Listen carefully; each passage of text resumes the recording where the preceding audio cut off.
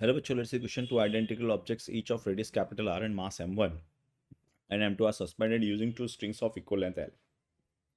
As shown in the figure, the angle theta which mass m2 max from vertical is. अच्छा बच्चों सोचो थोड़ा सा देर के लिए कि अगर मास m1 और m2 बराबर होते हैं, क्या होते हैं?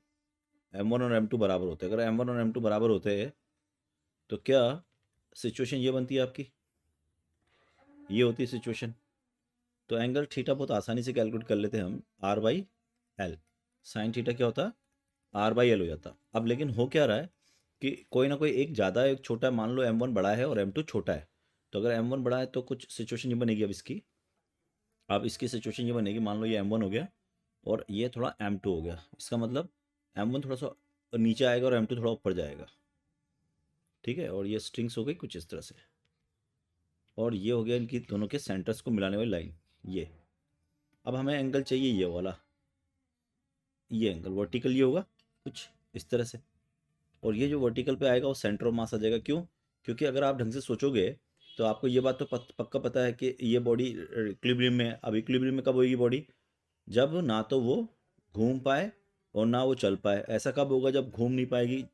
इसका मतलब जो टॉर्क होगा वो उसके सेंटर ऑफ मास, यानी नेट फोर्स जो लग रहा होगा वो सेंटर ऑफ मास से ही पास करेगा। तो ये हो जाएगा इसका सेंटर ऑफ मास। तो मैं मान लेता हूँ ये position of centre mass R1 है और ये position of centre mass from this R2, और हमें ये एंगल निकालना है थीटा। तो अगर हम ये अज्यूम कर लें कि ये R2 जो है वो पोजीशन ऑफ सेंटर मास है, it is a position of centre of mass, position of centre of मास किससे? ये फ्रॉम M2, M2 से। तो अगर हम इस M2 से पोजीशन है तो हम आराम से कैलकुलेट कर सकते हैं, the R2 is equal to M1 into total distance 2R divide by of M1 plus M2, ठीक है। क्योंकि हम जानते हैं RCOM जो होता है पोजीशन और centre of mass inversely proportional to mass.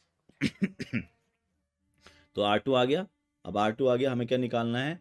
Sign theta या टेन थीटा, कुछ भी बोल दो। तो theta, sine theta is equal to perpendicular, perpendicular upon hypotenuse L. तो थीटा कितना हो गया आपके पास? That is equal to M1 two R into of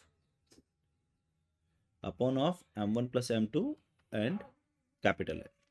so right answer हो जाएगा इसका बच्चों 2M1 R capital, 2M1 capital R M1 plus M2 into L. B option is correct. All the best.